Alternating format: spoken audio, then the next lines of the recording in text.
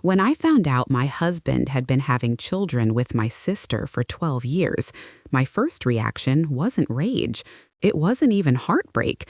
It was this strange, almost peaceful clarity, like finally understanding why a puzzle piece never quite fit. For over a decade, I'd been living in a house built on lies so elaborate, so carefully maintained by everyone around me, that when the truth finally crashed through, it felt less like a betrayal and more like waking up from a very long, very strange dream. But I'm getting ahead of myself. Let me take you back to where this all started, back to a simpler time when I thought I knew exactly who I was and who the people around me were. My name is Lorraine Mitchell, and I'm 68 years old now, living in a cozy little apartment in Cedar Rapids, Iowa, with a view of the Cedar River that I never get tired of. But this story begins much earlier, in a different house with a different last name, and a completely different understanding of the world. This is the story of how I discovered that the life I'd been living for 3 decades was a carefully orchestrated performance, and I was the only one who didn't know I was in a show. Before I dive deep into what happened, I want to ask you something. If you're settling in to hear this story, if you're curious about how a woman in her 50s discovered such a massive betrayal and what she did about it, do me a favor and hit that like button. These stories, these real experiences from women like me who've lived through things we never imagined we'd survive, they need to be heard. Your support, just a simple click, helps this channel reach other women who might be going through their own silent battles, who might need to know they're not alone. It takes you 2 seconds, and it means the world to me and to this community we're building together. Now, let me tell you how my world fell apart and how I built a better one from the pieces. I grew up in Cedar Rapids in the 60s and 70s, in a small 3-bedroom house on the east side of town, the kind of neighborhood where everyone knew everyone else's business, or at least they thought they did. My father, Harold Mitchell, worked at the Quaker Oats plant for 37 years, coming home every evening smelling like green and machinery oil. My mother, Eleanor, was a seamstress who took in work from home, her Singer sewing machine humming away in the corner of our living room from morning until well past dinner most days. We weren't rich by any stretch, but we had what we needed: new shoes at the start of each school year, a roast on Sundays, and 2 weeks at my aunt's lake house in Minnesota every summer. I was the older of 2 girls, with my sister Brenda coming along 4 years after me in 1960. From the moment Brenda arrived, she was the light of our parents' eyes. I don't say that with bitterness now, though Lord knows I felt it keenly back then. She was a beautiful baby, all golden curls and blue eyes that seemed to take up half her face, while I was darker, more ordinary, with my father's strong features and my mother's practical build.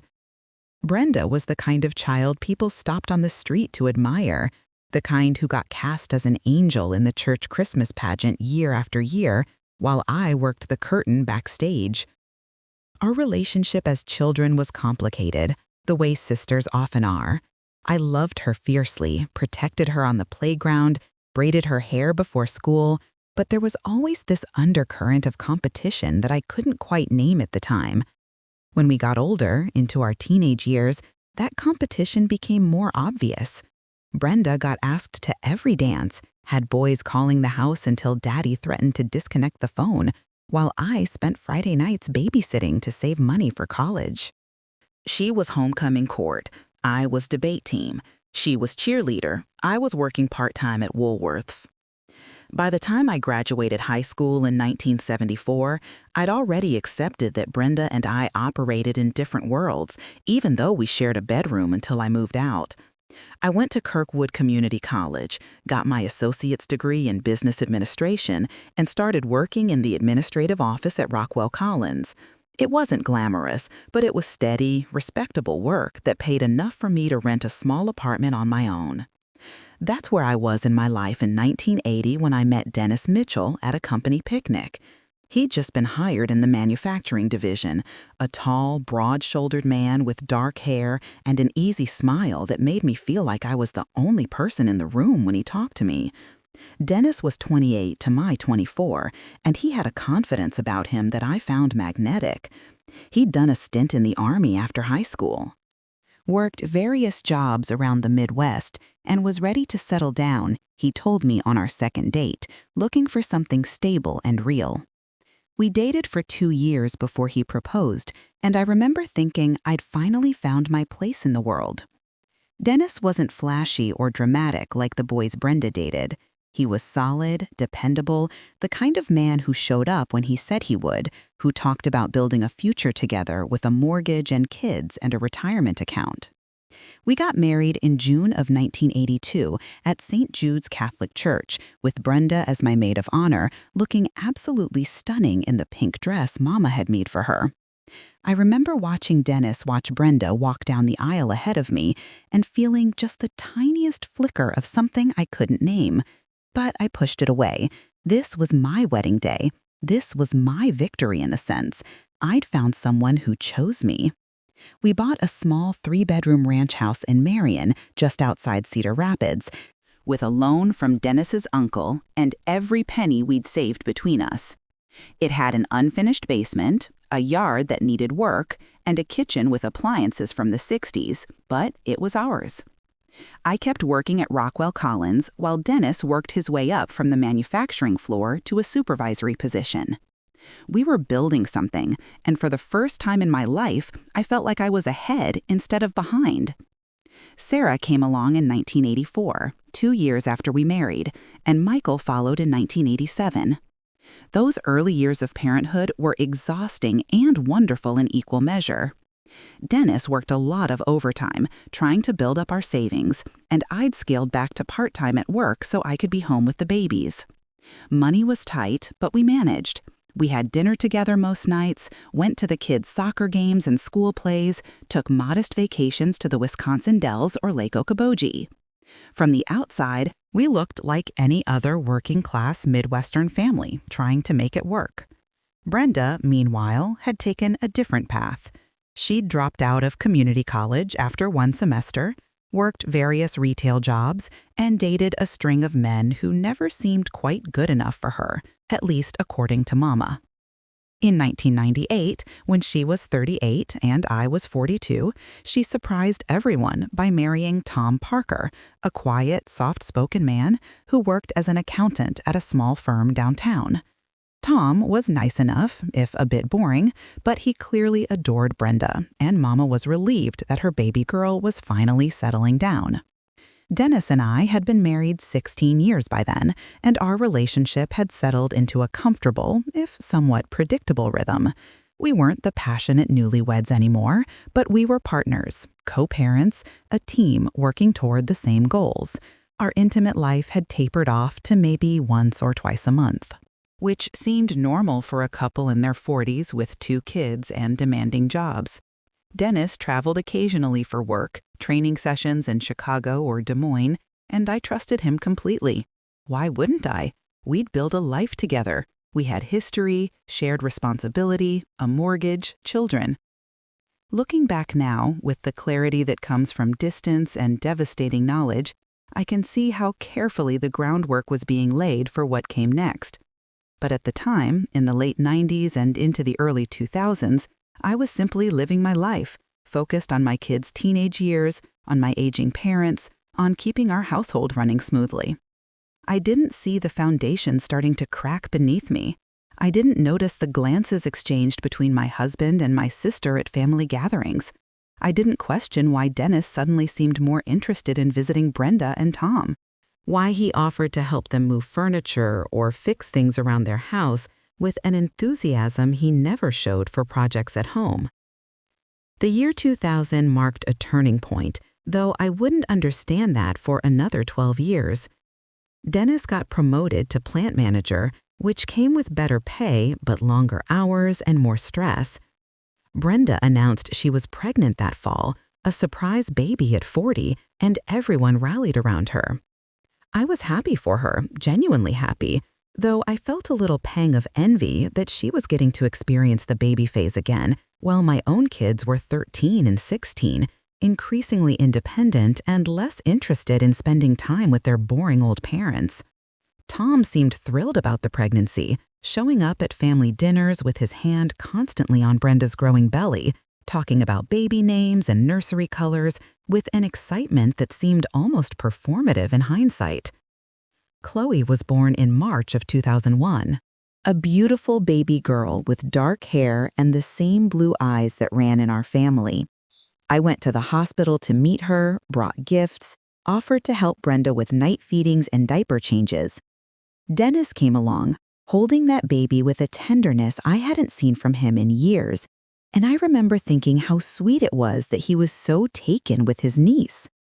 When Brenda announced she was pregnant again in late 2002, surprised but happy about another unexpected blessing, none of us questioned it. Nathan arrived in April of 2003, another dark-haired beauty, and our family expanded to include these two little ones who Brenda and Tom seemed to dote on with an intensity that struck me as slightly unusual, but not alarming. Over the next several years, from 2003 to 2012, a pattern established itself that I accepted as normal family dynamics, never questioning the undercurrents that I should have noticed. Dennis became incredibly involved in Brenda and Tom's family life, much more so than seemed typical for an uncle. He attended every single one of Chloe and Nathan's school events, even the small ones like kindergarten sing-alongs and second-grade art shows. When I suggested maybe we didn't need to go to every single thing, that we were busy with our own lives, he'd get defensive, saying family was important, that we should support Brenda and Tom since they didn't have the extended family network we had. He volunteered to babysit the kids constantly, picking them up from daycare when Brenda had to work late, taking them to the park on Saturday mornings, spending entire Sundays at their house, helping with yard work or home repairs. I thought he was just being a good brother-in-law, exceptionally devoted to his sister-in-law and her children in a way that seemed generous and kind. When I occasionally felt a twinge of resentment that he never showed that much enthusiasm for spending time with me or helping with projects around our own house, I pushed it down, telling myself I was being petty and ungrateful. Family gatherings took on a strange dynamic that I accepted as normal simply because it was all I knew. Every holiday, every birthday, every casual weekend barbecue, Dennis and Brenda seemed to orbit each other in a way that should have raised red flags but somehow didn't. They disappeared together to run to the store for forgotten items, spend long periods in the kitchen cleaning up together, while Tom and I sat in the living room making awkward conversation, lean in close to share private jokes that excluded everyone else.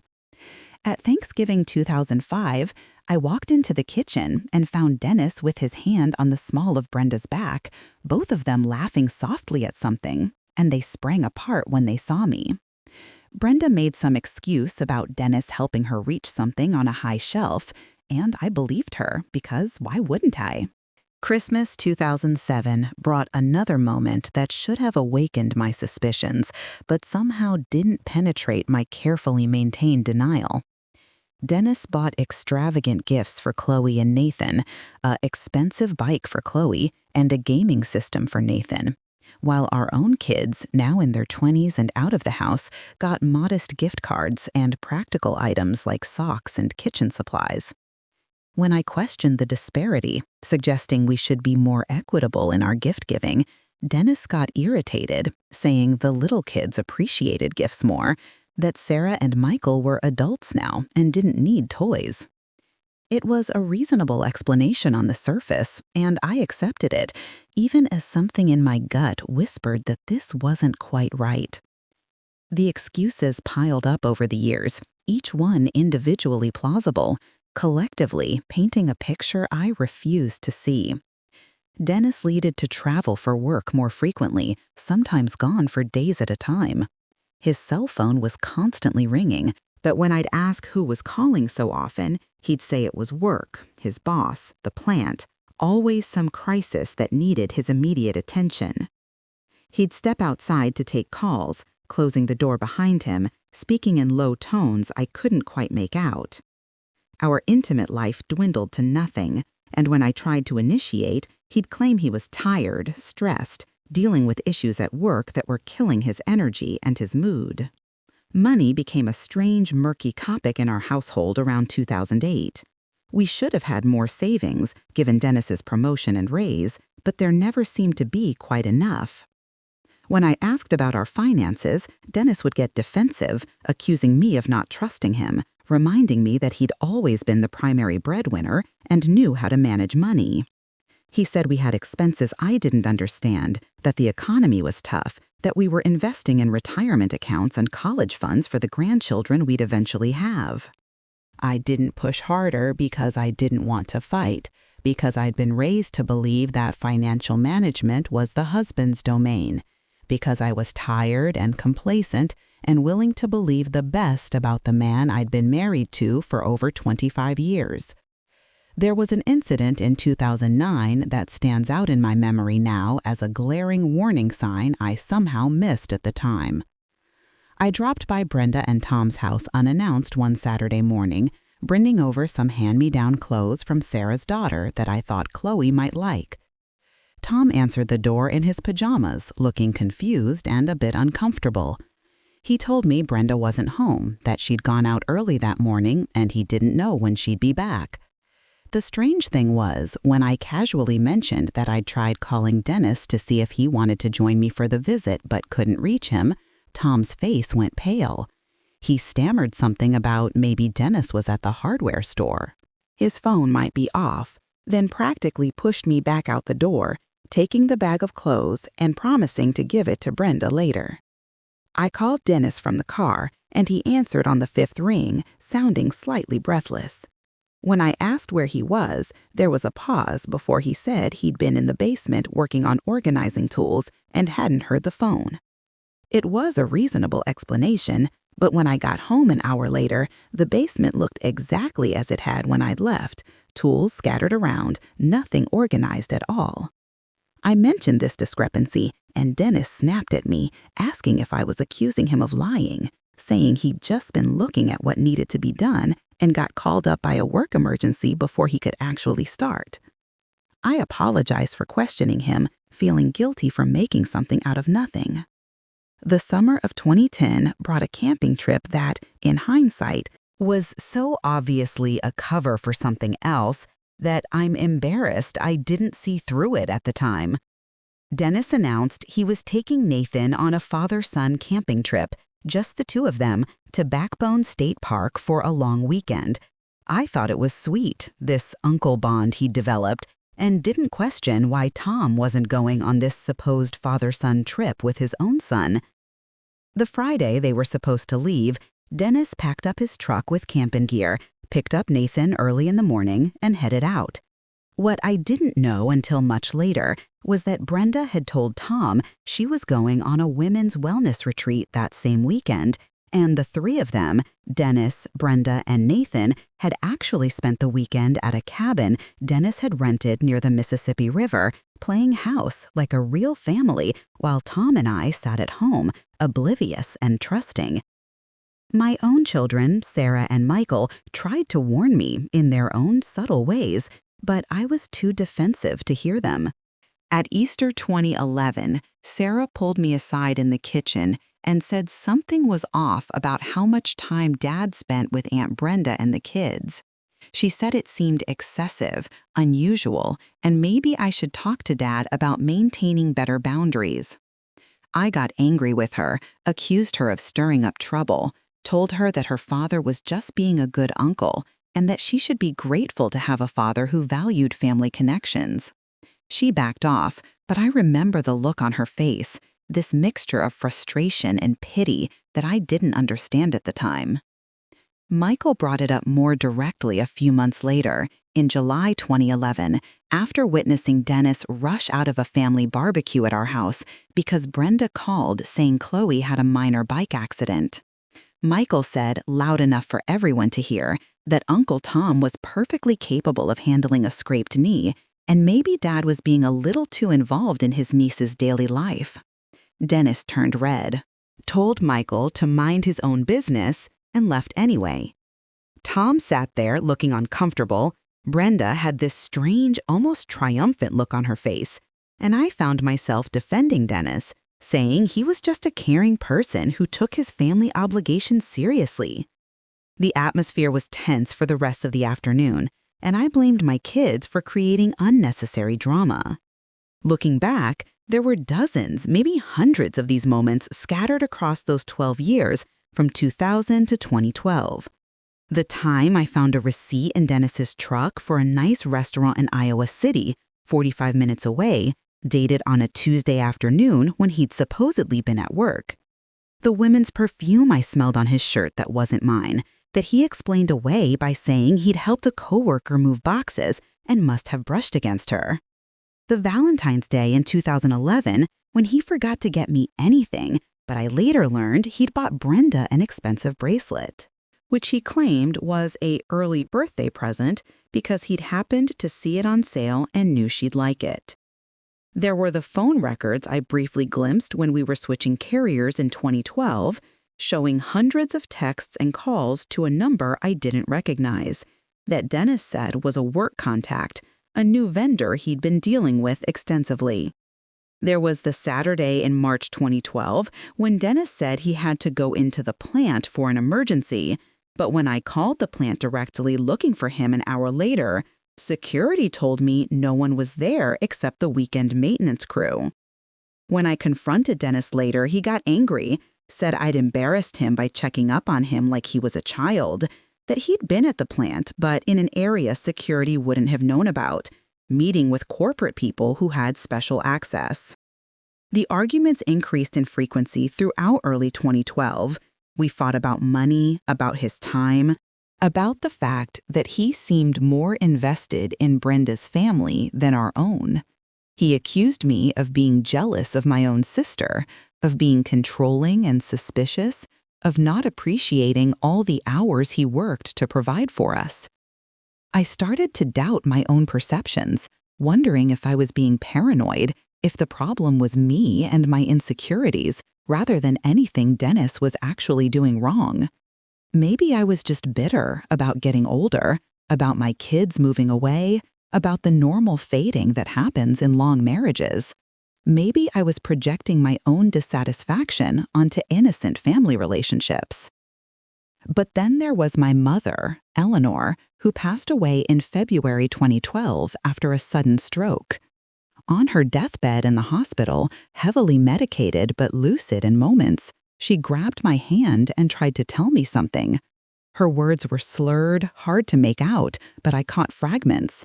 Dennis, Brenda, so sorry, didn't know how to tell you. I thought she was confused, mixing up names in her medication-induced haze, talking about some long-ago family drama I didn't understand. She died before she could clarify, and I carried those mysterious words with me through her funeral and the grief-stricken weeks that followed, never quite understanding what she'd been trying to warn me about. In the months after Mama's death, I noticed Brenda pulling away from me in subtle ways. She stopped calling as often, made excuses not to come to family dinners, seemed distant and distracted when we did see each other. When I asked if something was wrong, if I'd done something to upset her, she'd deny it, saying she was just stressed with work and the kids and Tom's health issues, which was news to me since I hadn't known Tom was having any health problems. Dennis, conversely, became more aggressively defensive about his time, more secretive about his whereabouts, more hostile when I asked simple questions about his day. By May of 2012, I was 56 years old, married for 30 years, and living in a house that felt increasingly empty and strange. Sarah and Michael barely visited anymore, and when they did, there was this tension, this careful avoidance of certain topics that I couldn't quite identify. Dennis spent more nights at work than at home, sometimes not coming back until 2 or 3 in the morning, claiming there were production crises, equipment failures, staffing emergencies that required his immediate and extended attention. Brenda stopped responding to my text messages, started screening my calls, and when I mentioned this to Dennis, he told me I was being clingy and needed to give her space. The truth was careening toward me like a freight train, but I still couldn't see it. couldn't or wouldn't connect the dots that were scattered all around me like breadcrumbs, leading to a devastating conclusion. I told myself I was imagining things, that I was paranoid, that I was making something out of nothing because I was lonely and feeling neglected. I convinced myself that everything was normal, that all marriages went through rough patches, that the distance I felt from both my husband and my sister was just a natural part of life's evolution and had nothing to do with any deliberate betrayal or conspiracy of silence. What I didn't know, what I couldn't have imagined in my most anxious, suspicious moments, was that everyone knew. My neighbors knew. Our friends knew. The people at Dennis's work knew. Tom knew, had known from the beginning, was part of the arrangement in exchange for financial support Dennis provided. The extended family knew, had been watching this drama unfold for over a decade, whispering about it at gatherings I wasn't attending, pitying me for my ignorance while never once pulling me aside to tell me the truth. Even my own children knew, had figured it out on their own and struggled with whether to tell me, ultimately deciding it wasn't their place to destroy my world with information they thought might kill me. I was living in a reality that existed only for me, a carefully maintained illusion that required the participation and silence of dozens of people who watched me play the fool year after year and never said a word. And I wouldn't have known, might have gone the rest of my life in blissful ignorance, if it weren't for one person's conscience finally breaking through the wall of complicity that had been built around my life. The breaking point came on a humid Tuesday evening in late June 2012, one of those oppressive Iowa summer nights where the air feels thick enough to chew. I'd been feeling off for weeks, this nagging sensation in my gut that something was fundamentally wrong with my life, though I couldn't put my finger on exactly what. Dennis had been particularly distant lately, barely speaking to me except to give one-word answers to direct questions, spending most evenings out in the garage or claiming he needed to run errands that took hours longer than they should have. That particular evening, he'd rushed through dinner without really eating, checking his phone every few minutes with an urgency that set my teeth on edge. When I asked what was so important, he snapped that work was demanding and I wouldn't understand the pressure he was under. He left the house around 7:30, saying he needed to pick up some parts for his truck, and I sat alone in our living room with the television on, but not really watching it, just staring at the screen while my mind churned through 1,000 small inconsistencies I've been ignoring for years. Something in me shifted that night. Maybe it was exhaustion with my own willful blindness. Maybe it was the ghost of my mother's deathbed words still haunting me. Or maybe it was simply that I'd reached my limit of swallowing lies and pretending everything was fine.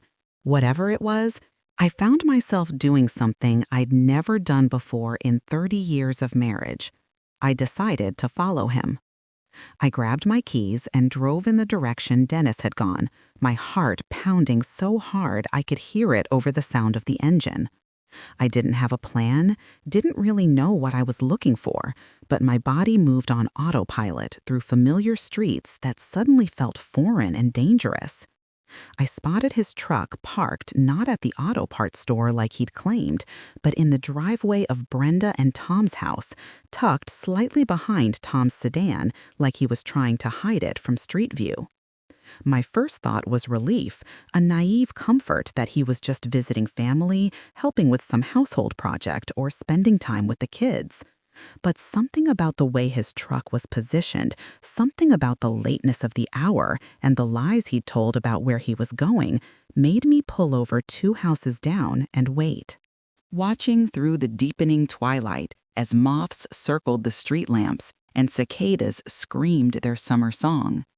I sat there for 20 minutes, then an hour, then 2 hours, watching that house like I was on some kind of stakeout in a bad television movie. Tom's car suddenly pulled out of the driveway around 9:30, Tom alone in the driver's seat, heading off down the street without a glance in my direction. The lights in the upstairs windows went off shortly after, the kids going to bed, I assumed. And then there was nothing but stillness and the sound of my own breathing. At 10:45, I saw movement through the living room window, just silhouettes against the curtains, but I could make out two figures standing very close together, closer than a brother-in-law and sister-in-law should stand. My stomach dropped, and I felt this cold sensation spreading through my chest like ice water in my veins. I told myself I was jumping to conclusions, that there were innocent explanations, but I couldn't make myself start the car and drive away. Dennis finally left around midnight, and in the brief moment when the front door opened and porch light illuminated his face, I saw an expression I'd never seen before, a softness, a contentment, a look of complete satisfaction that he certainly never wore when leaving our house. I slid down in my seat as he pulled out of the driveway, then waited until his taillights disappeared before I drove home, arriving 15 minutes before he did, and pretending to be asleep when he finally came to bed, smelling like unfamiliar soap and someone else's house. I started watching more carefully after that night, and once I started really looking, really paying attention instead of accepting every convenient explanation, the evidence was overwhelming and impossible to ignore. I found a birthday card in his glove compartment a week later, addressed to Daddy in Chloe's careful 11-year-old handwriting, with drawings of hearts and flowers and the words, "I love you," written over and over. When I confronted Dennis about it, asking why Chloe was calling him Daddy, he laughed it off, saying the kids sometimes called him that as a joke, mixing up uncle and father because they were around him so much. I checked our bank statements for the first time in years, really examined them instead of just filing them away like I usually did, and found regular withdrawals of $300 to $500 every week, cash that Dennis had been taking out at ATMs all over town for years. When I asked about it, he got defensive again, said he needed cash for various expenses, lunch with clients, tips for service people, small purchases he didn't want cluttering up the credit card statements. It sounded plausible, but I did the math and realized he'd been withdrawing over $20,000 a year in cash for at least a decade, money that had gone somewhere I couldn't track. I started calling Dennis at work at random times, asking innocent questions about when he'd be home or what he wanted for dinner, and half the time the receptionist would say he wasn't in the office, had stepped out for a meeting, was visiting a vendor, all excuses that might be legitimate or might be covering for something else entirely. I drove past Brenda and Tom's house on my way to run errands, and more often than not, Dennis's truck was in the driveway during work hours when he'd supposedly been at the plant. The evidence piled up like snowdrift against a closed door, and I couldn't ignore it anymore. I started having trouble sleeping, lying awake at night while Dennis snored beside me, my mind racing through scenarios and explanations, each one more devastating than the last. I lost my appetite, dropped 12 pounds in 3 weeks, and when people asked if I was feeling okay, I lied and said I was fine, just trying to get healthier. I knew I needed to do something. Needed to confront this situation head-on, but I was paralyzed by fear of what I might find. If I was wrong, if I was imagining all of this out of some paranoid delusion, I'd destroy my marriage and my family relationships over nothing. But if I was right, if my suspicions were grounded in reality, then everything I believed about my life for the past 12 years, possibly longer, was a lie. The moment that finally pushed me to action came on July 14th, 2 weeks after I'd started my amateur surveillance. I need to pause here and ask you something, because this is the point where everything in my life changed forever. If you're invested in this story, if you want to know what happened next and how I handled what I was about to discover, please hit that like button and drop a comment telling me what you think is going on or what you would do in my situation. Your engagement helps this story reach other women who might need to hear it, who might be going through something similar and need to know they're not alone in feeling like their world is crumbling around them. I'd gone to visit my father that afternoon, bringing him groceries and helping him sort through some of Mama's things that he'd finally felt ready to deal with.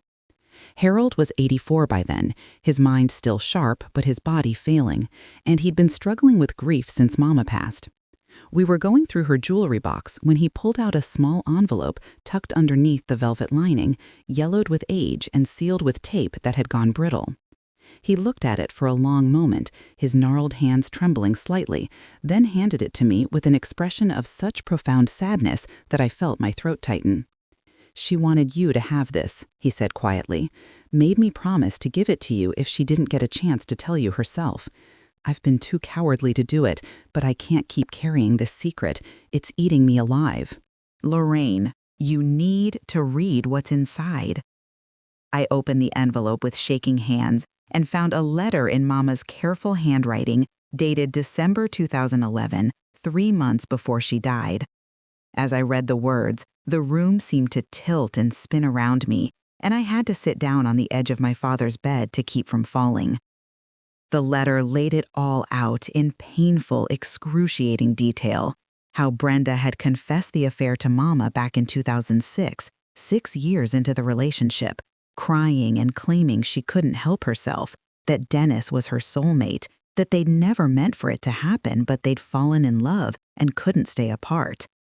How Tom had known from the beginning, because Dennis had offered him a deal, financial support, paid off debts, a comfortable life for Tom in exchange for letting Dennis share Brenda and play father to children who were biologically his.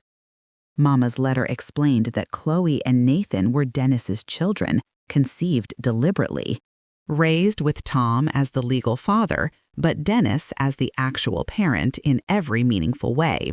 She wrote about how she'd confronted Brenda, begged her to end it, threatened to tell me herself, but Brenda had manipulated her with guilt and fear, saying that revealing the truth would destroy the entire family, that I couldn't handle it, that it would kill me to know. Mama had carried this burden for 6 years, watching me play the fool at every family gathering, hating herself for her silence, but convinced that the truth would hurt worse than the lies. The letter ended with an apology that broke my heart. "I was a coward, Lorraine. I chose Brenda's comfort over your right to know, and I'll die with that shame.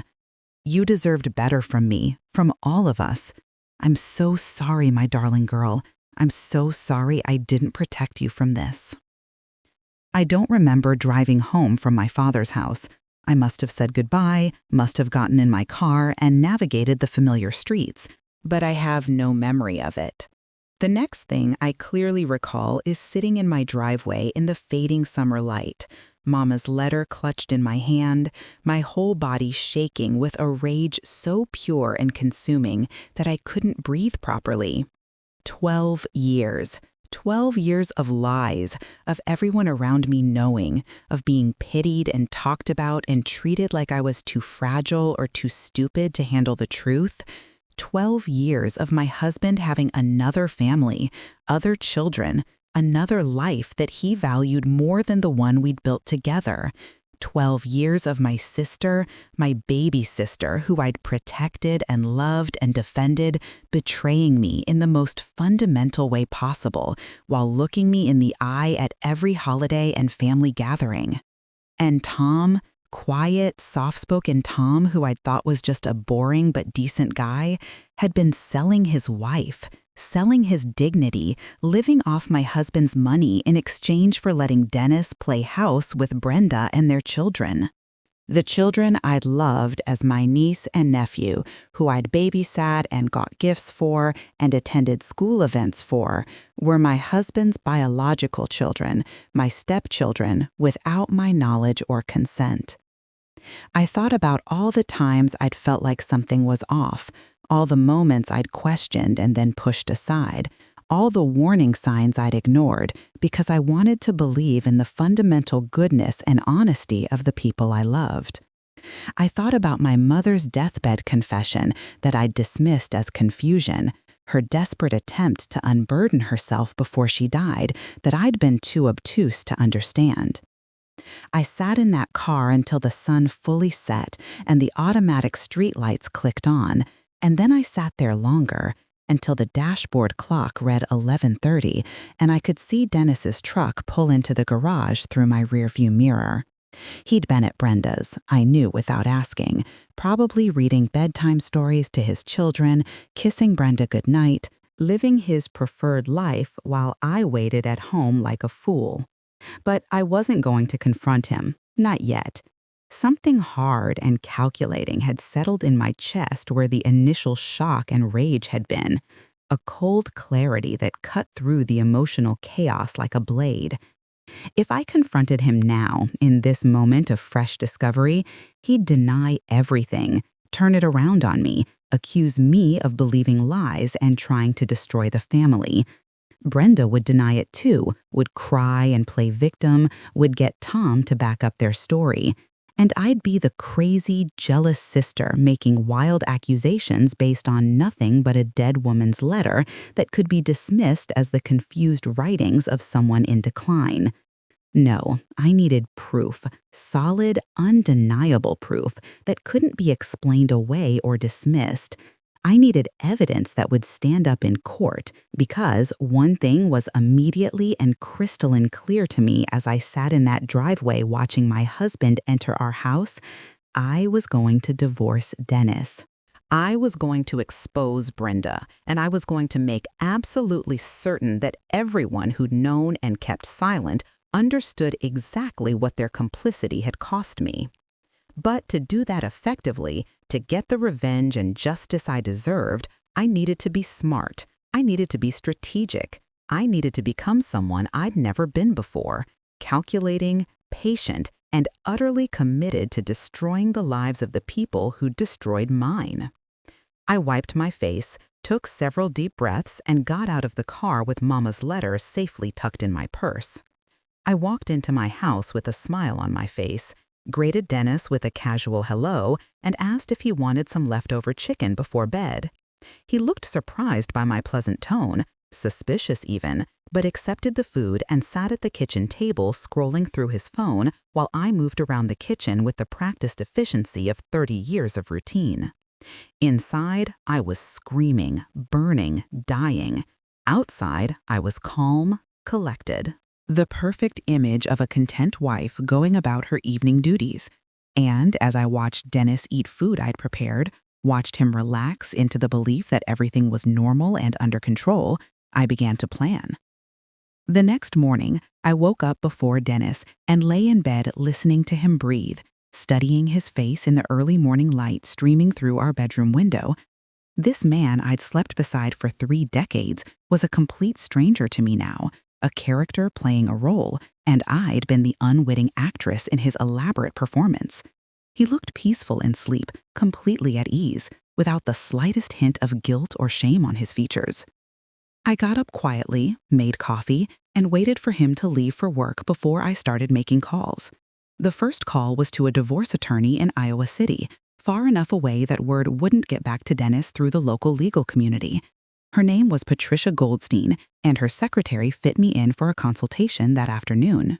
The second call was to a private investigator I found through an internet search, a woman named Cassidy Martinez, who specialized in infidelity cases and had excellent reviews from former clients.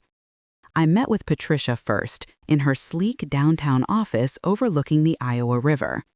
She was in her mid-40s, sharp-eyed and direct, and she listened to my story without interruption, taking notes on a yellow legal pad. When I finished, she sat back in her chair and gave me an assessment that was both professional and compassionate. "You need hard evidence," she said bluntly. "Letters from your deceased mother, while compelling to you, won't hold up in court. Dennis will deny everything, claim your mother was confused or making things up out of spite. What we need are photographs, DNA evidence if possible, financial records showing the money transfers, documented proof of the affair, and the children's paternity." She explained Iowa divorce law to me, how it was a no-fault state, but proof of adultery could still impact asset division and spousal support. She talked about the possibility of suing Brenda for alienation of affection if we could prove she deliberately pursued Dennis with the intent to destroy our marriage. The consultation lasted 2 hours, And by the end, I'd retained her services and written a check for $5,000 as a retainer, money I took from a savings account Dennis didn't know I had, accumulated slowly over years from birthday gifts and small work bonuses I'd never mentioned. Meeting with Cassidy Martinez was equally illuminating. She was younger than I expected, maybe 35, with sharp features and an intensity that made me think she took her work very personally. We met at a coffee shop in Coralville, and she pulled out a tablet to show me examples of her surveillance work, photographs and videos and detailed reports that left no room for doubt or interpretation. "I'll need 3 weeks minimum," she told me, "to establish patterns, document the affair, gather the evidence your attorney needs. I'll follow your husband, photograph his comings and goings, document when he's at your sister's house and for how long. I'll get shots of them together through windows if possible, though we have to be careful about privacy laws. I'll track his spending, see if we can connect financial dots." She quoted me a price of $15,000 for 3 weeks of intensive surveillance, and I agreed without hesitation, writing another check from my secret savings account. This was going to cost me nearly everything I'd managed to save independently over the years, but it was worth it, worth every penny to have the truth documented and undeniable. For the next 3 weeks, I lived a double life that would have been comical if it weren't so heartbreaking. During the day, I went to work at Rockwell Collins like always, smiled at colleagues, attended meetings, processed paperwork with the same efficiency I'd always shown. In the evenings, I cooked dinner for Dennis, asked about his day, pretended to care about the mundane details of plant operations and production schedules, while he lied to my face about where he'd been and what he'd done. But every spare moment, I was gathering my own evidence. I went through Dennis's office at home, photographing documents, bank statements, credit card bills, anything that might show the financial trail. I found a safety deposit box key I'd never seen before and traced it to a bank branch downtown. I couldn't access the box without Dennis, but I made note of its existence for Patricia to subpoena later. I went through Dennis's phone one night while he was in the shower, my hands shaking so badly I could barely navigate the screen. I found thousands of text messages between him and a contact labeled D. Parker, which I realized was how he'd disguised Brenda in his phone, using her married initial to make it look like he was texting Tom. The messages were explicit, romantic, detailed planning of their time together, discussions about the kids, endearments that made my stomach churn. I photographed everything, sending the images to a private email account I'd set up just for this purpose. There were photos in his gallery too, pictures of Brenda and the kids, shots of them at places I'd never been, family photos that excluded me completely. One picture in particular gutted me. Dennis, Brenda, Chloe, and Nathan at a beach somewhere, all of them in matching white shirts and khaki pants, looking like the perfect American family in a professional portrait session I'd never known happened. I confronted the reality that while I'd been living one life, believing in one version of my family and my marriage, Dennis had been living an entirely separate existence with completely different priorities and loyalties. Every time he'd missed one of our children's events, every birthday he'd been distracted, every anniversary he'd treated as an obligation rather than a celebration, it was because his real family, the family he'd chosen and created with Brenda, was taking precedence. Cassidy worked tirelessly during those 3 weeks, following Dennis to places I hadn't even suspected. She documented him picking Chloe and Nathan up from school on days when Tom was supposedly unavailable, taking them to doctor's appointments and parent-teacher conferences while I'd believed he was at work. She got photos of Dennis and Brenda at restaurants in neighboring towns, holding hands across tables, kissing in parking lots, behaving like any normal couple would in public when they thought no one was watching. The most damning evidence came in week 2, when Cassidy followed Dennis to a townhouse in Cedar Falls, 30 miles from our home in Marion. He had a key to the place, let himself in like he belonged there, and surveillance showed Brenda arriving 20 minutes later. They stayed inside for 4 hours on a Wednesday afternoon, and through the windows, Cassidy captured images of them cooking dinner together, sitting on a couch in intimate proximity, engaging in behavior that left no doubt about the nature of their relationship. Further investigation revealed Dennis had been renting that townhouse for 8 years, since 2004, paying for it in cash every month, creating a private space where he and Brenda could play house without fear of being spotted by someone who knew them. The lease was in a false name, David Parker, using Tom's last name and a variation of his own first name, showing just how elaborate and calculated this deception had been. By the time the 3 weeks ended, we had a case file 6 inches thick, documentation that was irrefutable and devastating. Patricia sat me down in her office and went through it all methodically, her expression a mixture of professional satisfaction and personal anger on my behalf. She'd seen a lot of infidelity cases in her career, she told me, but the systematic nature of this betrayal, the involvement of so many people, the calculated financial arrangements, it was particularly egregious. "We have more than enough to take him to the cleaners in divorce court," Patricia said, sliding documents across her desk for my review. "But I want to make sure you understand what you're about to unleash here, Lorraine. Once we file, once this becomes public record, your entire community is going to know. Your children are going to have to deal with the fallout. Your sister's marriage will implode. Those kids, Chloe and Nathan, their entire understanding of their family is going to be destroyed." I looked at those documents, evidence of 12 years of betrayal laid out in neat chronological order, and I felt the weight of the decision pressing down on me. I thought about those children, innocent victims in all of this, who'd done nothing wrong but would suffer regardless of what I chose to do. I thought about my own children, who would have to watch their father be publicly exposed and humiliated. I thought about my father, elderly and fragile, who would lose his younger daughter's presence in his life. But then I thought about my mother, carrying that secret to her grave, apologizing for her cowardice in not telling me the truth.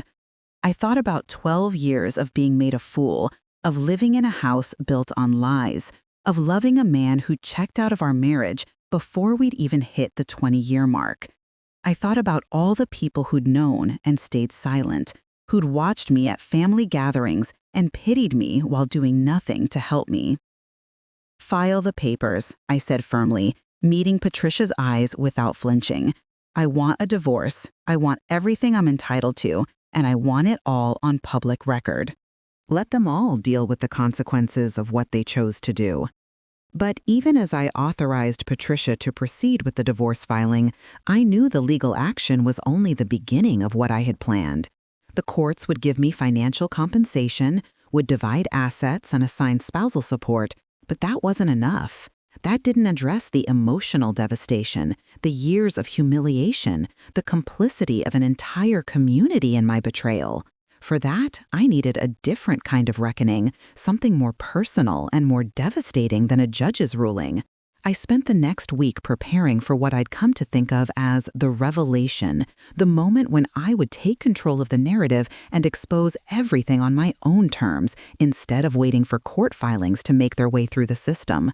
I wanted Dennis, Brenda, Tom, and everyone who'd known to understand that I wasn't the weak, oblivious woman they'd all taken me for.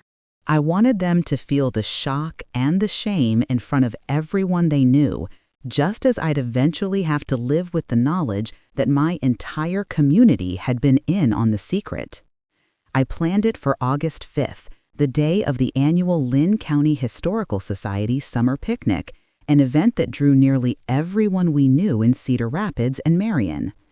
Dennis was on the organizing committee, had been for years, and both he and Brenda would be there with their respective spouses, playing their roles in the public performance they'd perfected over 12 years.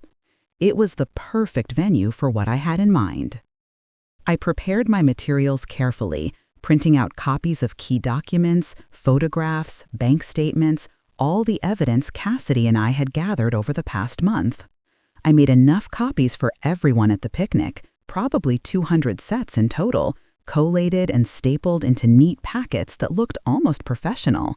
I loaded them into boxes in the trunk of my car, drove to the picnic grounds in Ellis Park with my heart pounding but my hands steady on the wheel. Dennis was already there when I arrived, wearing his cheerful public persona, helping set up tables and grilling equipment, laughing with friends and neighbors like he didn't have a care in the world. Brenda was across the park with Tom and the kids, spreading a blanket under a large oak tree, looking beautiful in a sundress that probably cost more than my monthly grocery budget. I wondered if Dennis had bought it for her, with money from our joint account, if I'd unknowingly funded my own humiliation. I walked over to Dennis first, greeted him with a kiss on the cheek that made him look surprised but pleased, like maybe I was finally getting over whatever mood he thought I'd been in lately. "Can you help me unload some things from my car?" I asked sweetly, and he agreed immediately, always ready to play the devoted husband in public. He followed me to the parking lot, and when I opened my trunk to reveal the boxes of documents, his face went pale, then red, then ashen in the space of about 5 seconds. "What is this?" he demanded, his voice low and dangerous, and I felt a flutter of fear that I pushed down with pure adrenaline and rage. "This is the truth, Dennis," I said calmly, meeting his eyes without flinching. "This is 12 years of lies, documented and ready to be shared with everyone you know. You have 2 choices. You can help me carry these boxes to the pavilion, and we can do this my way, controlled and civil, or you can make a scene and I'll start screaming right here in this parking lot about your second family and your secret children. Either way, everyone is going to know by the end of the day. Your choice." For a moment, I thought he might actually hit me, and I braced myself for violence I'd never experienced from him before. But we were in a public place with people walking past, and whatever else Dennis was, he wasn't stupid enough to assault his wife in front of witnesses. He grabbed a box without another word, his jaw clenched so tight I could see the muscles jumping, and stalked toward the pavilion with me following behind carrying my own box. The walk from the parking lot to the main pavilion felt like miles, even though it was probably only 100 yards. Every step I could feel Dennis's fury radiating off him like heat, but he kept moving forward, trapped by his own public image and the social pressure of being watched by the very people he'd deceived for over a decade. We set the boxes down on one of the long picnic tables near the center of the pavilion, right where the buffet line would eventually form, impossible to miss or avoid. I'd timed this perfectly. It was just after noon, the hottest part of the day, and people were starting to gather for lunch, congregating in the shade of the pavilion, chatting in clusters, forming the kind of casual community gathering where everyone would eventually pass through to get food. I could see Brenda across the park, talking to a group of women from church, laughing at something someone said, completely unaware that her entire world was about to implode. Dennis grabbed my arm, his fingers digging in hard enough to bruise, and hissed in my ear. "You don't want to do this, Lorraine. You have no idea what you're starting here. Think about Sarah and Michael. Think about Dad. Think about those kids over there who don't deserve to have their lives destroyed." I pulled my arm free and looked at him with a coldness I didn't know I was capable of. "You should have thought about that 12 years ago before you started having children with my sister. You should have thought about it every time you lied to my face, every time you took money from our account to support your other family, every time you chose them over me. This isn't me destroying those kids' lives. Dennis, this is you facing the consequences of what you did." I climbed onto the picnic table, standing up where everyone could see me, and the conversations around the pavilion started to die down as people noticed confused expressions on their faces. Sarah and Michael had just arrived with Sarah's husband and kids, and I saw my daughter's face go white when she saw me standing there, some instinct telling her that whatever was about to happen was going to be bad. "Can I have everyone's attention, please?" I called out, my voice carrying across the park with a strength that surprised even me. More people turned, curious now, moving closer to see what was happening. I saw Tom stand up from the blanket, saw him look toward the pavilion with an expression of dawning horror. Brenda had stopped mid-sentence, her face draining of color, as she realized something was terribly wrong. "My name is Lorraine Mitchell, and I've been married to Dennis Mitchell for 30 years, I continued, my voice steady despite the adrenaline coursing through my system. "Most of you know us, know our family, have been to our house or spent time with us at gatherings like this. You've watched our children grow up, celebrated holidays with us, been part of our community for decades." Dennis made a move like he was going to pull me down from the table, but several men moved forward, including my son Michael, blocking his path. Michael's face was set in grim lines, and I realized in that moment that he'd known this was coming, that maybe I'd inherited some of my mother's inability to keep secrets, and he'd seen something in my face over the past few weeks that told him change was coming. 3 weeks ago, I discovered that my husband has been having an affair with my sister, Brenda Parker, for the past 12 years, I said, my voice cutting through the shocked murmurs that had started rippling through the crowd. Not just an affair, but an entire second family. The 2 children you've all known as Brenda and Tom's kids, Chloe and Nathan, are actually Dennis's biological children, conceived and raised as part of an arrangement where Tom was paid to look the other way. The murmurs turned to gasps, heads whipping toward where Brenda stood frozen, toward where Tom had his hands on Nathan's shoulders like he was trying to anchor himself to something solid. Chloe, 11 years old and old enough to understand what was being said, looked between her mother and Dennis with confusion shifting to comprehension on her young face. "I know what you're all thinking," I continued. "You're thinking I should have handled this privately, that airing family business in public is wrong, that I'm hurting innocent children by exposing this. But here's what you don't know. Almost all of you already knew about this affair. You knew and you said nothing. You watched me for 12 years, pitied me, talked about me behind my back, and never once pulled me aside to tell me the truth." I saw guilt flash across dozens of faces in the crowd, saw people look away, saw the confirmation of what I'd suspected written clearly in their body language and expressions. My neighbor Janet, who'd brought me casseroles when I had surgery and chatted with me over the fence every weekend, couldn't meet my eyes. Dennis's work friend Robert, who'd been to our house for poker nights for years, stared at his feet. Even Father Morrison from St. Jude's, the priest who'd married Dennis and me, had a look of deep shame on his weathered face. So, since this is apparently community knowledge anyway, since you all felt comfortable keeping this secret from me while discussing it among yourselves, I figured we might as well make it official, I said, gesturing to the boxes on the table. In these boxes are copies of all the evidence I've gathered over the past month. Photographs of Dennis and Brenda together at the townhouse Dennis has been renting in Cedar Falls for 8 years. Bank statements showing over $200,000 Dennis has withdrawn from our joint accounts to support his second family.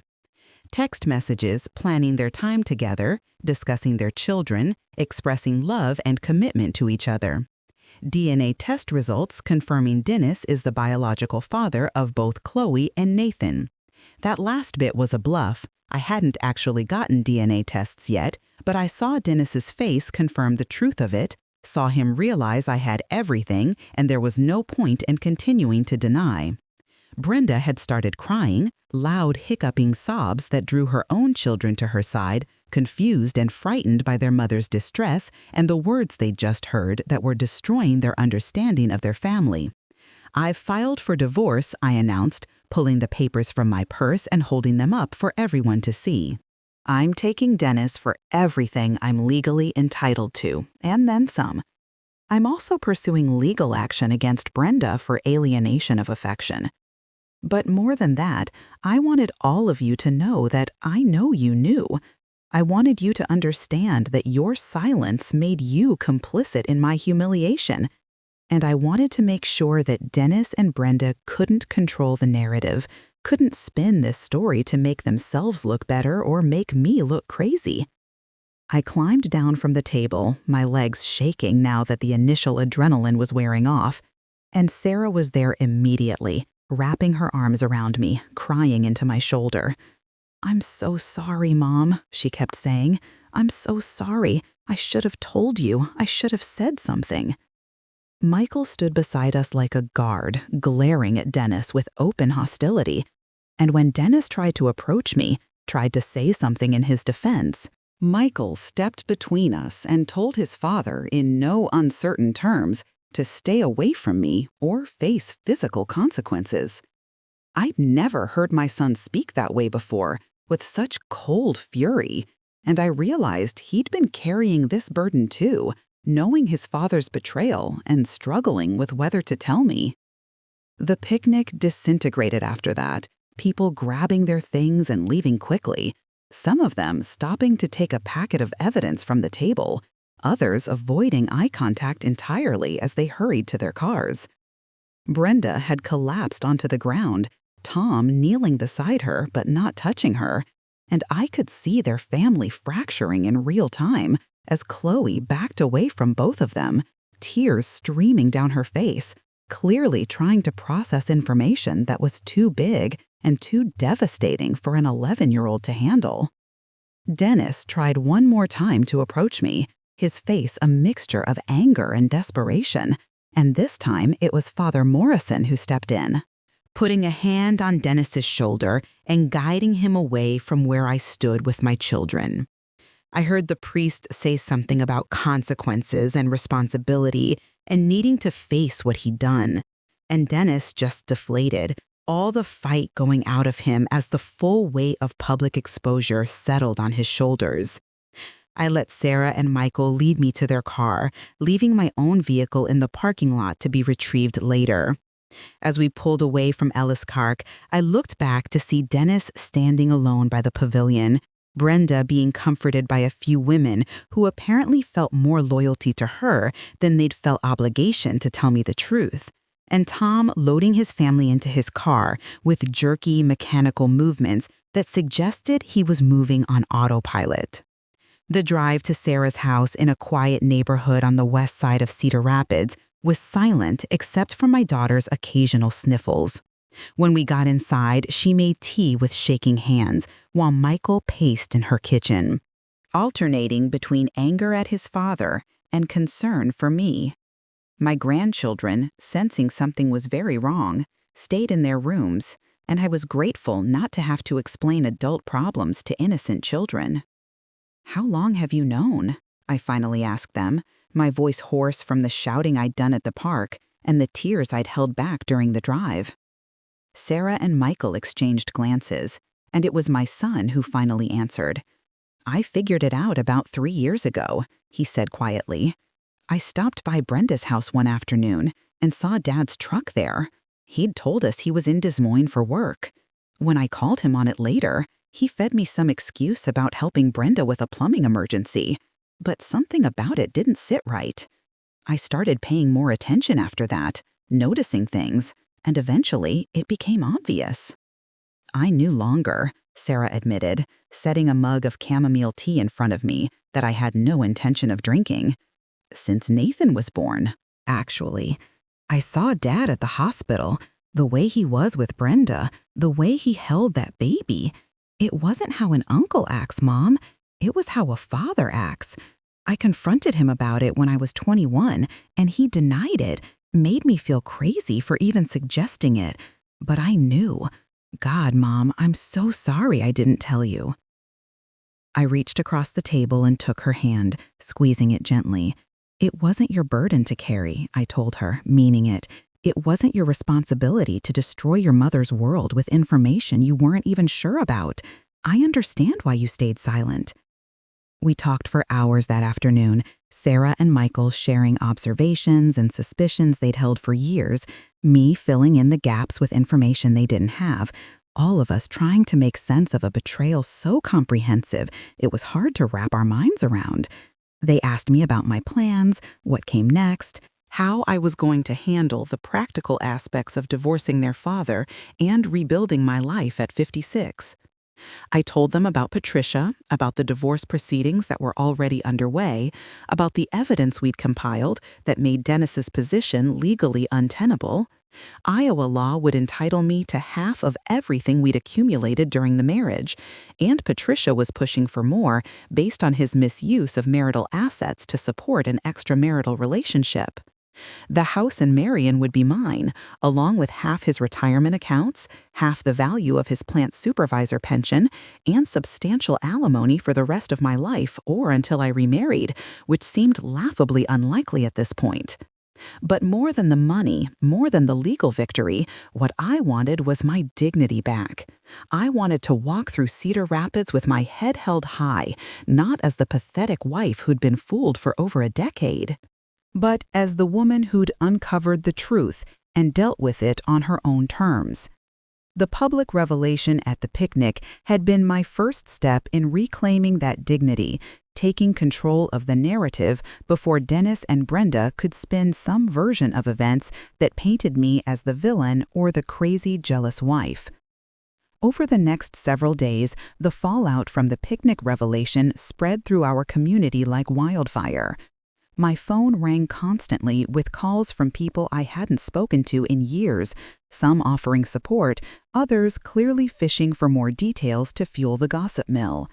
I stopped answering after the first dozen calls, let them all go to voicemail, and Sarah screened them for me, only passing along messages from people who seemed genuinely concerned rather than morbidly curious.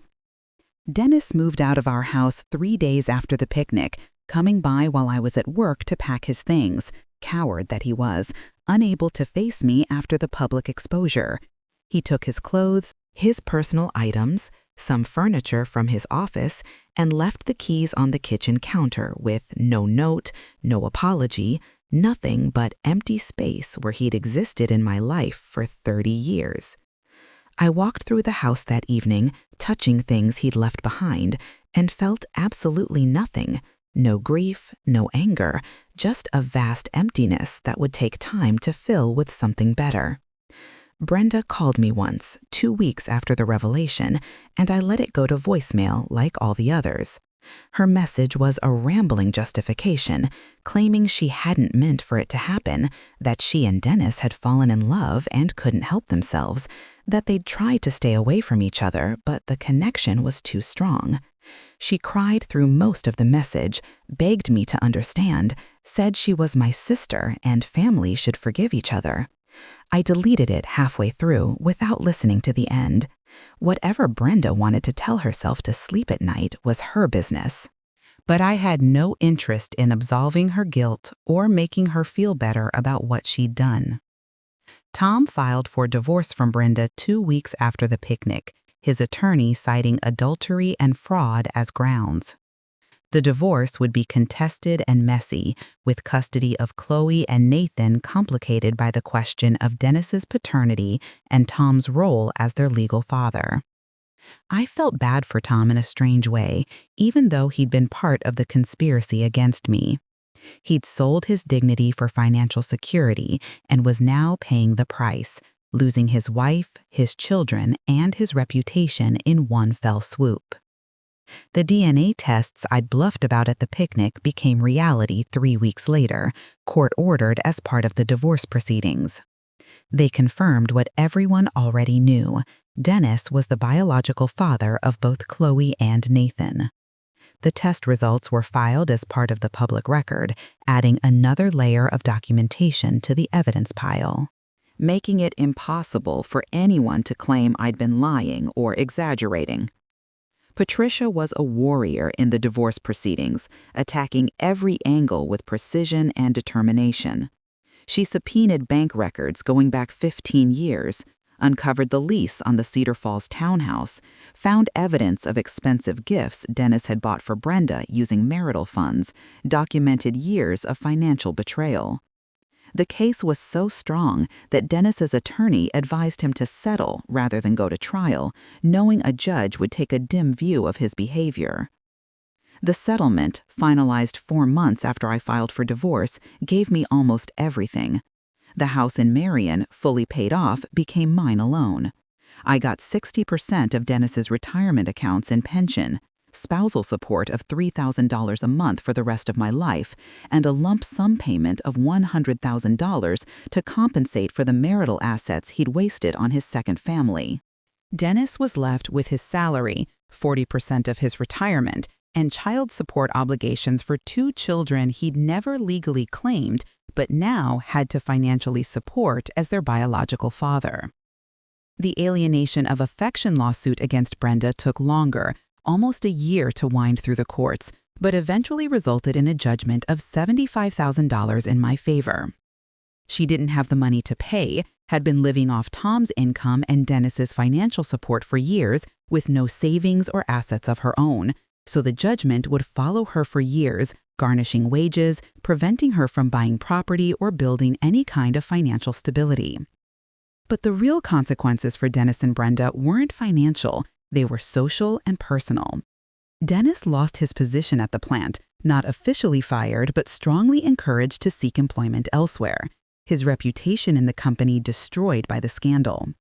He ended up taking a job in Waterloo, an hour away, making less money with fewer benefits, driving back to Cedar Rapids on weekends to fulfill his court-ordered visitation with Chloe and Nathan. Brenda found her world similarly contracted. She lost most of her friends, was quietly asked to step down from her position on the church volunteer board, faced whispers and pointing fingers everywhere she went. The women who'd been friendly with her before the revelation melted away, uncomfortable with the messiness of the situation, unwilling to be associated with someone who'd betrayed her sister so thoroughly. Tom moved to Des Moines after the divorce finalized, putting distance between himself and the wreckage of his life in Cedar Rapids. He had limited visitation with Chloe and Nathan, every other weekend and holidays, and from what I heard through the gossip chain, he struggled with how to relate to children who weren't biologically his and had been part of a deception he'd participated in for money. The children suffered the most, of course, innocent victims of adult selfishness and betrayal.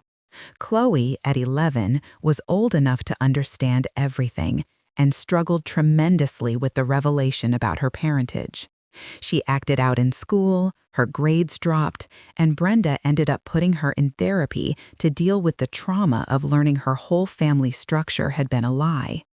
Nathan was younger, only 9, and seemed to process it differently, with confusion more than anger. But the counselor said both kids would carry this with them for life. Rebuilding my life after the divorce felt simultaneously like the hardest thing I'd ever done and the most liberating.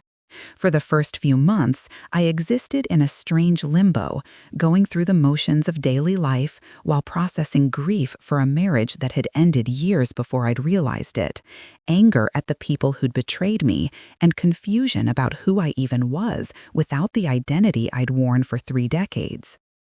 I kept working at Rockwell Collins, needing the structure and the income, even though the settlement had left me financially stable. My colleagues were awkward around me at first, the scandal having spread through the company, but eventually people relaxed, and I settled back into a comfortable routine. Work became a refuge, a place where I was valued for my competence and reliability, rather than being known as the woman whose husband had children with her sister. The house in Marion felt too big and too full of memories I didn't want anymore, so 8 months after the divorce finalized, I put it on the market. It sold quickly to a young family thrilled with the good bones and established neighborhood, and I used the proceeds to buy a small 2-bedroom apartment in Cedar Rapids with a view of the river. The apartment was mine and mine alone, decorated the way I wanted, filled with furniture I chose without compromising or considering anyone else's preferences. I started going to a grief support group at the community center, even though technically I hadn't lost anyone to death. But grief is grief, and I was mourning the loss of my marriage, my sister relationship, my understanding of my own past. The group was mostly older women, some widowed, some divorced, all trying to figure out how to build new lives after losing the ones they'd had. We met every Tuesday evening, drank terrible coffee from the community center machine, and shared our stories without judgment. It was at that group that I met Judith, a widow in her 60s who'd lost her husband of 40 years to cancer 2 years earlier. She was funny and direct and had no patience for self-pity, her own or anyone else's. We started getting coffee after the meetings, then lunch on weekends, and gradually she became my closest friend, filling some of the void that losing Brenda had created. Through Judith, I discovered a whole community of women over 50 who were reinventing themselves after loss, divorce, or simply waking up to the fact that they'd spent decades living for other people. We formed a book club that met monthly and rarely discussed books, instead talking about life, dreams, frustrations, and possibilities. We took a trip to Chicago together, 6 of us crammed into a hotel room, going to museums and restaurants and laughing until we cried. I took up painting, something I'd always wanted to try but had never made time for. I signed up for classes at the local community college, showing up every Thursday evening to a studio that smelled like turpentine and possibility. I wasn't particularly good at first, my early attempts clumsy and amateur, but I improved over time, and more importantly, I enjoyed it. The act of creating something, of putting color on canvas and watching an image emerge, was meditative and healing in ways I hadn't anticipated. Sarah and Michael were wonderful throughout my rebuilding process, checking on me regularly, including me in their families, making sure I knew I was loved and valued beyond my role as Dennis's wife. My grandchildren, getting older and more perceptive, asked questions about why Grandpa Dennis didn't live with me anymore, and I answered honestly but age-appropriately, teaching them that sometimes people make choices that hurt others, and we have to decide how to respond with dignity. My relationship with my father improved during this time, the forced honesty of the situation bringing us closer than we'd been in years. Harold felt tremendous guilt about keeping Eleanor's secret, about knowing what Brenda had told our mother and not intervening himself. We had long conversations about family loyalty, about the impossible positions people sometimes find themselves in, about forgiveness and moving forward. He died peacefully in his sleep in the spring of 2014. And I was grateful we'd had those 2 years of closeness before he passed. I never spoke to Brenda again after the divorce finalized. She tried several times to reach out, sending letters that I returned unopened, showing up at my apartment once and finding me unwilling to answer the door. Whatever she wanted, closure or forgiveness or understanding, I couldn't give it to her. The betrayal was too complete, the deception too calculated, and I decided that my healing required her absence from my life more than it required reconciliation. Dennis and I maintained minimal contact necessary for legal and family matters. He paid his alimony on time every month, showed up for grandchildren's birthday parties and school events where we nodded politely to each other, and maintained careful distance. He moved in with Brenda eventually, once both their divorces were final, making their relationship official in a way it had been in secret for over a decade. They married quietly in 2015, a small ceremony with just immediate family, and I felt nothing when I heard about it. No pain or jealousy, just mild interest, like learning about distant acquaintances. Chloe and Nathan remained a complicated situation. They were technically my stepchildren, now that Dennis had been legally established as their father, but they were also my niece and nephew, making the family tree hopelessly tangled. I maintained some contact with them, sending birthday cards and small gifts, attending their school performances when invited, but keeping appropriate distance. They had enough to deal with without me adding another layer of complexity to their already confused family situation. The community gossip eventually died down, replaced by newer scandals and dramas, and I found myself able to go to the grocery store or church or community events without feeling like everyone was whispering about me. Some relationships never recovered. People who'd known about the affair and stayed silent couldn't quite meet my eyes anymore, but I made peace with that. Their discomfort was their problem, not mine.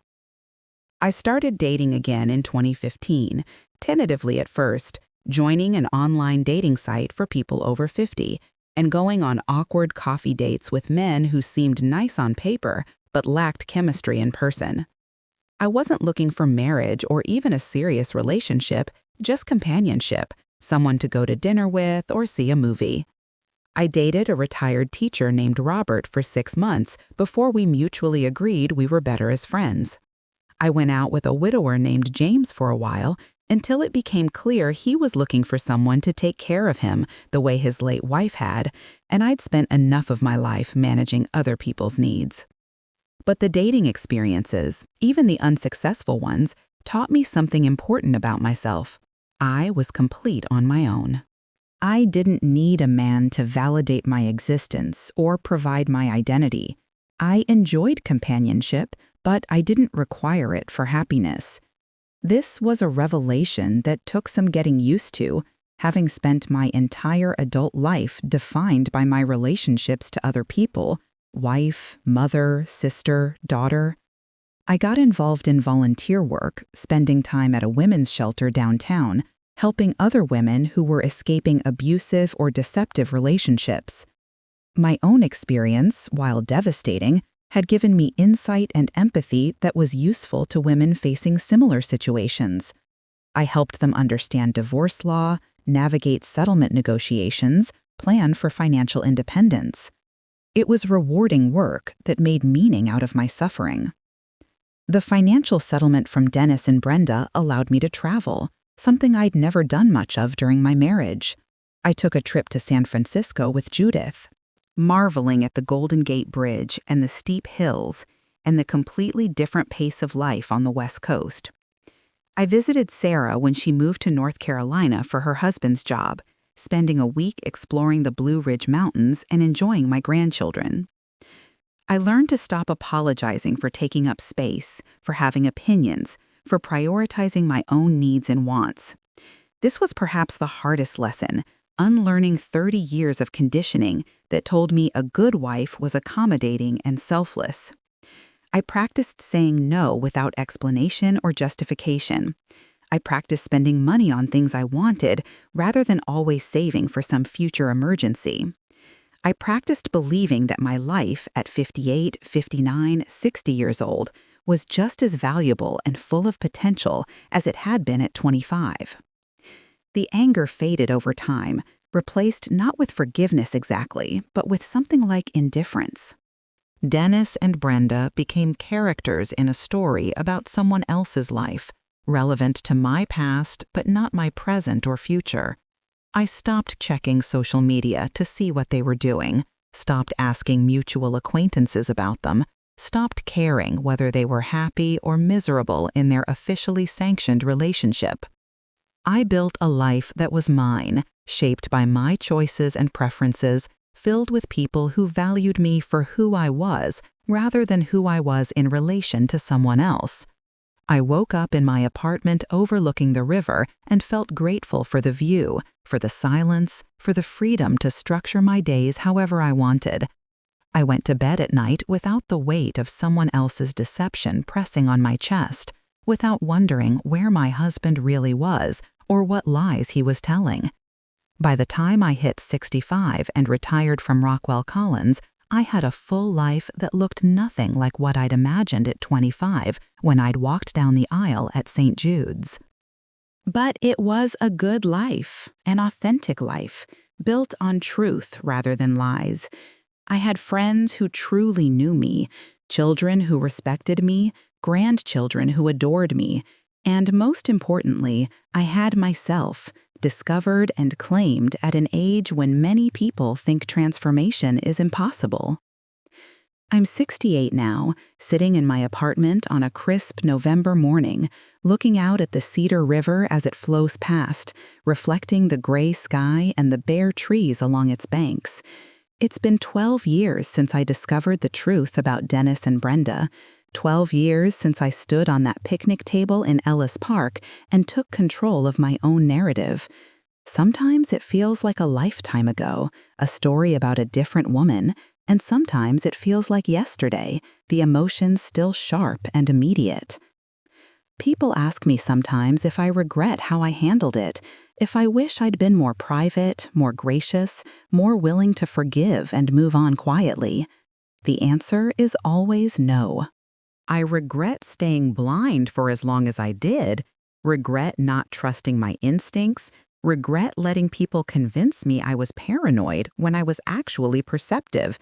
But the revelation, the public exposure, the absolute refusal to sweep it under the rug and pretend everything was fine, that I would do exactly the same way if I had to do it again. Because here's what I learned through this whole devastating experience.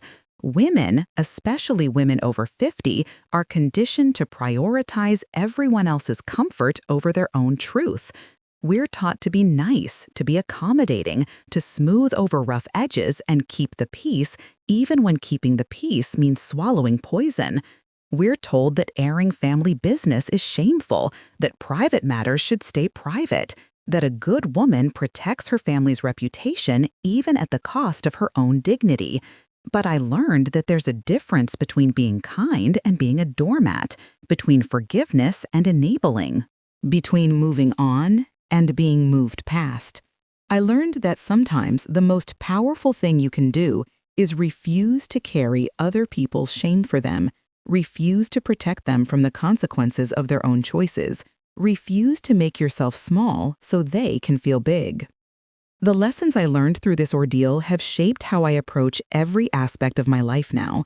I don't accept vague answers anymore, don't let people deflect or evade when I ask direct questions. I trust my instincts, that little voice in my gut that whispers when something isn't right, instead of letting logic and wishful thinking override my intuition. I've learned that if you feel like something is off in your relationship, your family, your life, you're probably right, and you deserve to investigate rather than being gaslit into believing you're imagining things. If you've stuck with me through this entire story, thank you from the bottom of my heart. Sharing this hasn't been easy, reliving these memories, but if my experience helps even one woman recognize the signs of betrayal in her own life and find the courage to face it, then it's worth every uncomfortable moment. Before I finish, I want to ask you one more time to hit that like button if this story resonated with you, to subscribe to this channel if you haven't already so you can hear more real stories from real women, and to leave a comment telling me what you thought or what country you're watching from. Your support truly matters. It helps this channel grow and reach more women who need to hear these stories, who need to know they're not alone in their struggles. I want to talk specifically to the women listening who are my age or older, who might be facing similar situations or who've spent years pushing down suspicions and doubts because confronting them feels too scary, too overwhelming, too late. It is never, never too late to choose yourself, to demand truth, to walk away from situations that diminish you. I was 56 when I discovered the truth, 57 when I started rebuilding my life from scratch, and now at 68, I can honestly say these past 12 years have been some of the best years of my life. Yes, there was pain, tremendous pain, that sometimes felt like it would break me completely. Yes, there was grief for the life I'd thought I had, the family I'd believed in, the future I'd imagined. Yes, there were moments of crushing loneliness, of questioning whether I'd done the right thing, of wondering if ignorance really would have been bliss. But on the other side of that pain was freedom, authenticity, self-knowledge, and a life built on truth rather than comfortable lies. I learned that you can survive things you thought would kill you. I learned that betrayal, while devastating, is survivable and can even be transformative if you're willing to do the work of healing and growing. I learned that the people who truly love you will support you through your worst moments, while the people who abandon you when things get messy were never really in your corner to begin with. I learned that community can be rebuilt, that reputation matters less than integrity, that dignity comes from how you respond to adversity rather than whether you face adversity at all. To the younger women listening, maybe in your 20s or 30s, who think these stories don't apply to you, I want you to understand that the patterns that led to my situation started small. They started with ignoring little inconsistencies, accepting convenient explanations, prioritizing harmony over honesty. They started with making myself smaller to accommodate someone else's comfort, with apologizing for having needs, with believing that good wives don't question or demand or insist on truth. Build your relationships on honesty from the beginning. Have the hard conversations early. Trust your instincts when something feels off. Don't let anyone convince you that you're being paranoid or controlling when you're actually being attentive and self-protective. Demand transparency in finances, in communications, in time management. And if you encounter resistance to reasonable requests for openness, take that as the red flag it is, rather than something to be managed or worked around. To women in the middle of their own betrayal discoveries, women who might be reading this while their world crumbles around them, I want you to know that what you're feeling is valid, all of it, the rage and the grief and the disbelief and the shame. Feel it all. Don't try to push it down or skip over it or be reasonable before you're ready. But also know that you will survive this, that there is life on the other side of betrayal, that you are stronger than you think and capable of more than you imagine. Document everything. Get legal advice immediately. Don't confront until you have evidence they can't explain away. Protect yourself financially, emotionally, legally before you worry about protecting anyone else's feelings or reputation. And remember that how they respond to being caught tells you everything you need to know about whether reconciliation is even possible. If they blame you, gaslight you, minimize what they did, or prioritize their own comfort over your healing, that's your answer right there. I think about Chloe and Nathan sometimes, wonder how they're doing, hope they found peace with their complicated family situation. They're in their 20s now, adults trying to navigate relationships and identity with the burden of knowing they were born from deception and betrayal.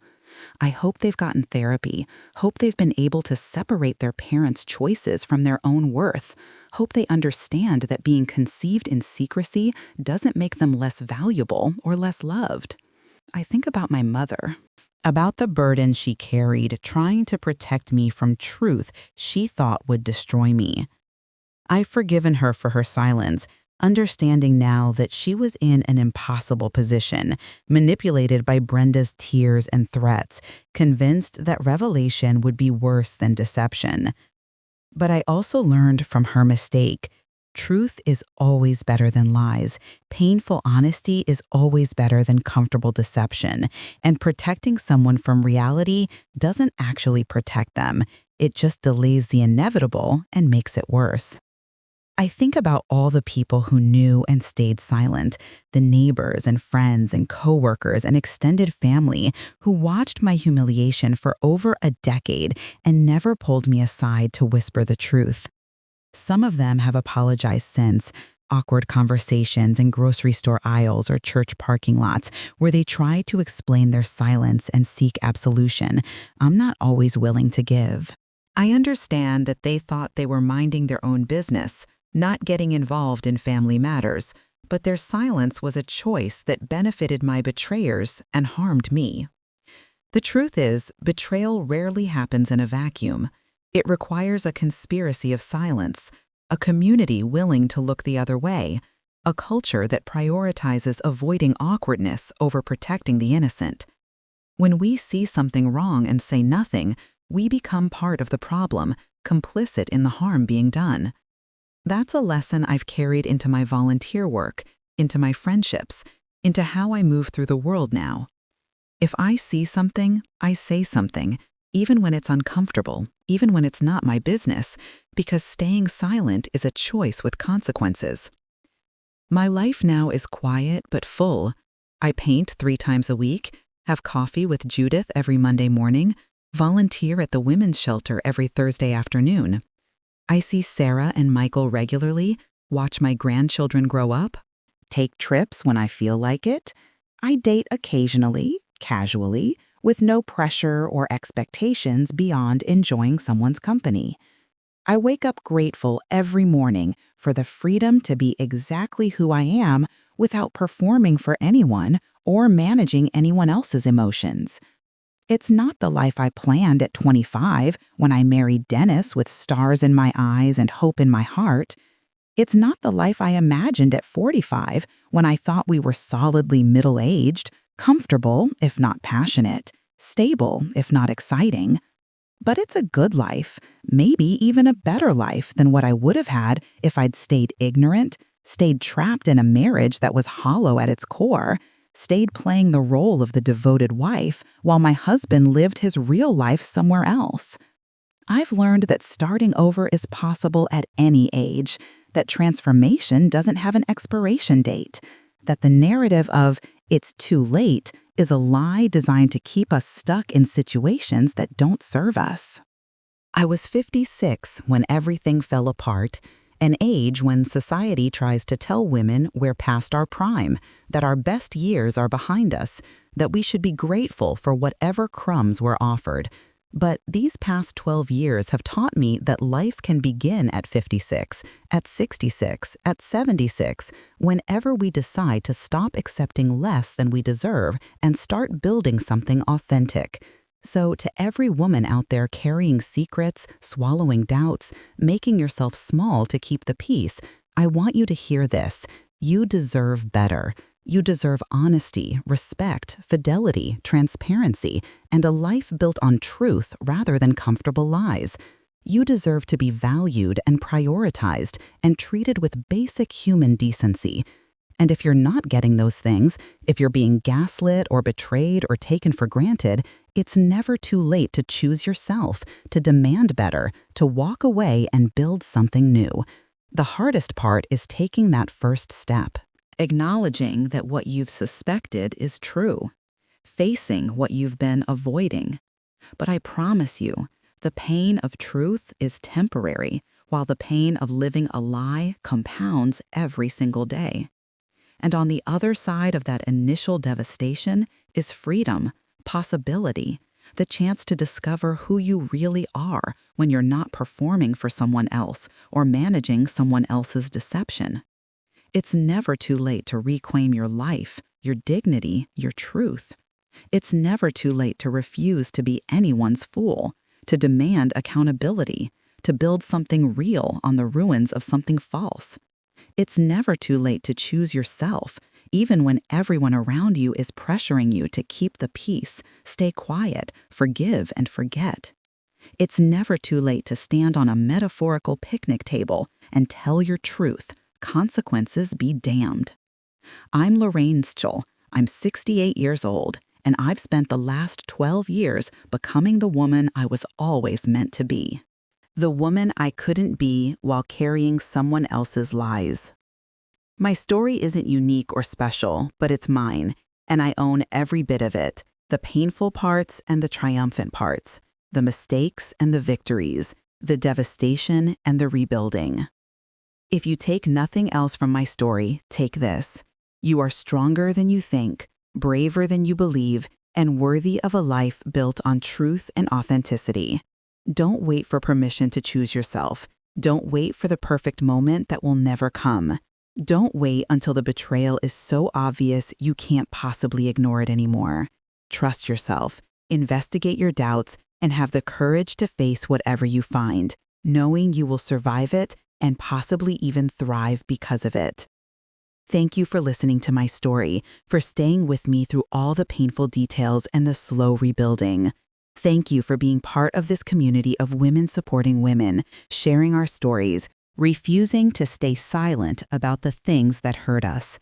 Until next time, remember, it's never too late to start living your truth.